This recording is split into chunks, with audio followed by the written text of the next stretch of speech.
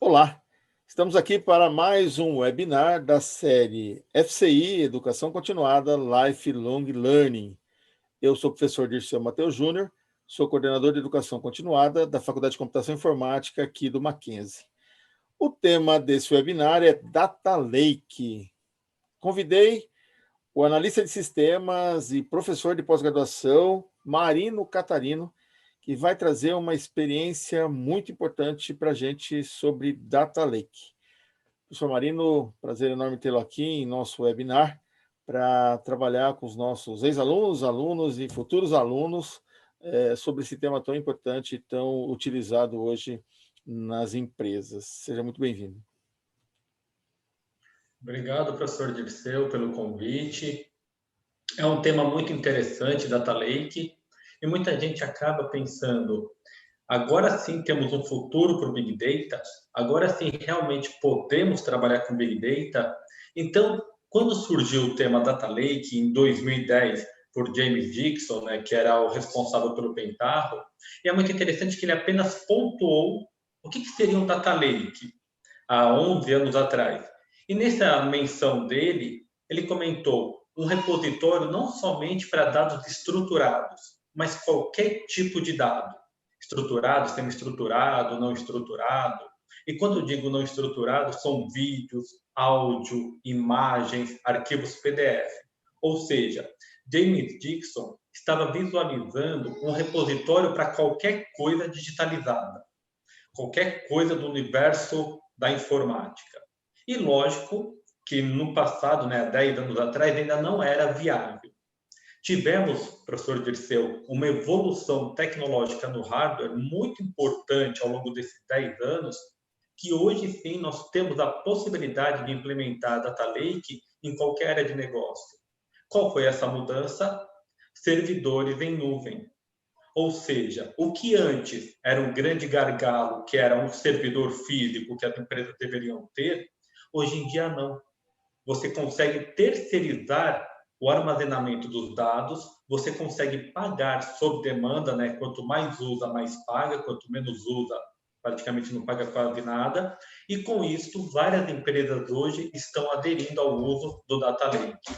E isso é muito interessante porque com o Data Lake, a possibilidade de analisar os dados se amplifica. A pessoa não fica presa somente nos dados estruturados. Ela pode analisar imagens de câmera, vídeo, fotografias.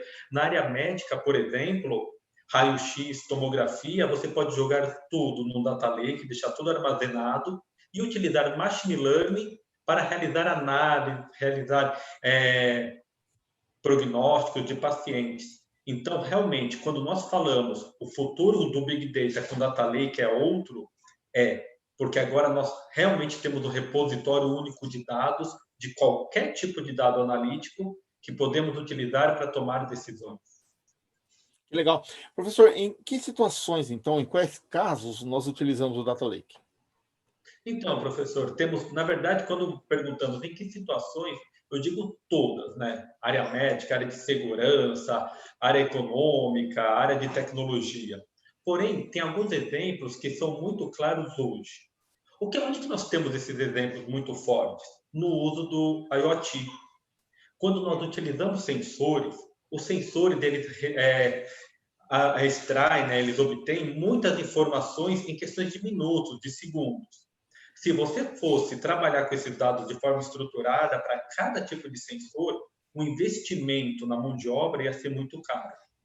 Com o Data Lake, não. Você vai jogando, né, todas essas informações no Data Lake e, com isto, você consegue ter um repositório com que você não tem que se preocupar em trabalhar com o tipo de dado que está entrando. Você vai armazenando, e aí contrata profissionais que são cientistas de dados, né, os data scientists, para trabalhar com esse volume de informações. Uma outra situação em que o uso de Data Lake é muito recomendado é quando você tem muita imagem ou vídeo. Então, por exemplo, as indústrias, seja automotiva, seja indústrias de equipamentos, até odontológica de prótese, eles estão utilizando muito o Data Lake. Em que sentido? A qualidade do produto que está sendo implementado. Cada produto que eles vão desenvolvendo, eles vão tirando fotografia de controle de qualidade. Fotografias especiais, ou ultravioleta, ou fotografias negativas. E aí, antes, eles não tinham como fazer uma análise de qualidade visual. Hoje em dia, graças ao Data Lake, você tem um repositório de todas as imagens, então você consegue saber o que é uma imagem boa e o que não é. E aí, com Machine Learning, você consegue treinar o computador, e aí você elimina aquele trabalho humano, né, de ele ficar verificando as peças, e a máquina faz tudo. E o mais importante, professor, com uma acurácia quase até superior que a do ser humano. Por quê? Quando você faz uma análise visual, o seu olho fica fadigado, você fica cansado, e a máquina não. Então, realmente, estamos chegando num ponto em que tudo agora se encaixa no Big Data, que nós não temos mais restrições de setor, de área de atuação, qualquer área agora é possível de você trabalhar com machine learning, com algoritmos, com todas as técnicas que existem quando se trabalha com data science. Legal. Professor, por acaso tem algum momento que não é bom a utilização, ou seja, ele é prejudicial, o Data Lake? Olha, Dirceu, é uma pergunta que muita gente tenta fugir, mas o que eu vou te falar, que não é tão positivo, que eu já conversei com colegas que trabalham em empresas até multinacionais, em que eles estão elaborando data lake, só que conforme o próprio James Dixon já até previu, chamamos de swamp, né? Pântanos de dados. Por quê? Porque você não tem uma clareza do que você está armazenando. Você não sabe o porquê que você está armazenando aquelas informações. E aí, o que as empresas estão fazendo? E aí, nesse sentido, que não é positivo utilizar um data lake. Quando você não sabe qual é a finalidade do que você está armazenando. Entendi. E aí, você tem o quê? Você tem muita informação que não tem nenhuma qualidade, não tem nenhum valor. E aí, sabe qual é o problema? Aí, essas grandes empresas com que eu conversei, eles ficam contratando muitos cientistas de dados para que literalmente mergulhem nesses dados e vejam o que eles conseguem obter de valor. Só que, infelizmente, né, é por isso que é chamado de pântano de dados, a qualidade, as informações que eles armazenaram, a carga histórica, não tem nenhum valor. Então, a pessoa está pagando para guardar algo que não tem nenhuma finalidade, nenhuma utilidade. Então, qual é a dica? Você quer implementar um data lake na sua empresa, na sua área de negócio? Antes, tenha a visão do que você quer fazer com o data lake. Qual é o objetivo de você implementar, não só o data lake, qualquer ferramenta de big data, qual é o objetivo, qual é a finalidade?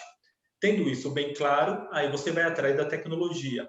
E muita gente hoje está fazendo o contrário, está adotando a tecnologia para encontrar um problema. E aí que começamos a ter situações muito dúbias da utilidade do data lake. Que legal. Professor, acho que é uma pergunta que todo mundo faz. Qual é a diferença entre Data Lake e Data Warehouse? Uma ótima pergunta, porque tem até uma confusão, né? Tem É. muita gente que fala, o Data Lake é uma evolução do Data House, ele é gerado pelo Data House ou não? O que nós temos é o seguinte, o Data House ele foi o prelúdio de um repositório único de dados para tomada de decisão. Só que ele só trabalha com dado estruturado. Tanto que um DW, né, nós temos o quê? O esquema estrela, floco de neve, que você faz toda uma modelagem dimensional, trabalhando com fato, com dimensões. E aí muita gente me perguntava, mas professor, não podemos trabalhar com imagem, com vídeo no DW? Não, infelizmente ele foi focado para o dado estruturado.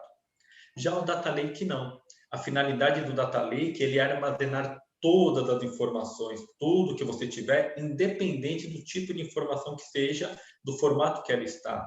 Então, a maior diferença quando perguntam entre um Data Lake e um Data House é o tipo de dado que ele armazena. Data House, dado estruturado. Data Lake, dado estruturado, semi-estruturado e não estruturado. Ou seja, qualquer tipo de dado. Legal, legal. Professor, como você pode trazer aqui para a gente, qual seria o impacto do uso do Data Lake aí para os profissionais de tecnologia da informação ou para os profissionais aí que vão se apropriar aí do uso do Data Lake? Então, qual é a vantagem, né? Quando nós tivemos o surgimento de Data Lake, a maioria das empresas não estão implementando servidores locais, porque tem um custo absurdo. Eles estão jogando tudo na nuvem. Os profissionais têm que ter o conhecimento do que é a computação em nuvem. Isso já é um diferencial. A pessoa tem que entender que você não tem um acesso à máquina propriamente dita. que você tem acesso ao serviço que está disponibilizando o seu dado. Com isso, os grandes players do mercado adotaram, né, sua própria estrutura de data lake.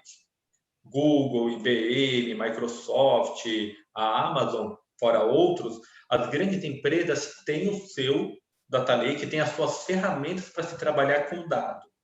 Qual é o ponto importante, professor? Para o profissional que quer trabalhar com data lake, para a empresa que quer desenvolver um data lake, o ideal é ela ver o que o mercado está oferecendo e assim ela consegue assimilar qual a tecnologia, quais as soluções são as mais adequadas. Por exemplo, o Google, uma das ferramentas que eles disponibilizam é o Jupyter Notebook, para você trabalhar com machine learning, com as bibliotecas do Python. Já a Amazon tem ferramentas próprias para você trabalhar com as informações. Então, o profissional tem que, o ideal é ele primeiro estudar o que o mercado está oferecendo de solução, ver quais se encaixam melhor à sua necessidade, e aí então ele vai atrás de certificado, curso, mas o ideal é ele se preparar para uma ferramenta própria. O profissional que tenta abraçar todas as ferramentas acaba ficando incompleto, porque ele não consegue trabalhar bem com nenhuma das ferramentas, que cada uma delas mudam muitos detalhes. Que legal, que legal. E você que está nos assistindo, está nos ouvindo, vem se preparar aqui com a gente. O Mackenzie te prepara para a utilização de todo esse contexto, todo esse cenário aí que as empresas estão se apropriando, principalmente do uso de Data Lake aí. Mackenzie.br, especialização, educação continuada, é aqui com a gente. Professor Marino, suas considerações finais aí em relação a esse tema tão importante aí para os nossos ouvintes e as pessoas que estão nos assistindo. Como consideração final, uma que eu gosto bastante, quem gosta de aprender não pode parar nunca de aprender. Ainda mais na área de Big Data, que está toda hora saindo uma ferramenta nova, uma tecnologia nova. Nesse sentido, o ideal é você não ficar estagnado. Não é se formando numa graduação, mesmo que tenha feito um mestrado, uma pós, é sempre ver o que o mercado está querendo. E aí, lógico, né, temos que falar bem do Mackenzie. Qual é a vantagem? É que você tem profissionais que estão atuando no mercado. Ele sabe quais são as tendências atuais do mercado, e não quando ele se formou. A pessoa, para se dar bem profissionalmente, tem que acompanhar a tendência tecnológica, a tendência com que o mercado está indo. Caso contrário, quem ficar só em DW, não se atualizar no Data Lake, daqui a algum tempo vai estar defasado, o mercado não vai estar tão interessado em profissionais com só essa capacidade. Que bom, e nós aqui do Mackenzie, Educação Continuada Pós-Graduação, estamos preocupados em toda essa evolução, estamos preocupados com todo esse conhecimento aí a ser repassado aí para você. Vem aqui com a gente, mackenzie.br. Professor Marino, muito obrigado pelo seu tempo, pelos seus esclarecimentos, muito interessante, muito legal. Eu acho que contribuiu bastante aí para o nosso público aqui. Prazer enorme tê-lo aqui mais uma vez e até uma próxima. E a você que nos ouviu e que nos assistiu, até uma próxima e obrigado. Obrigado pelo convite.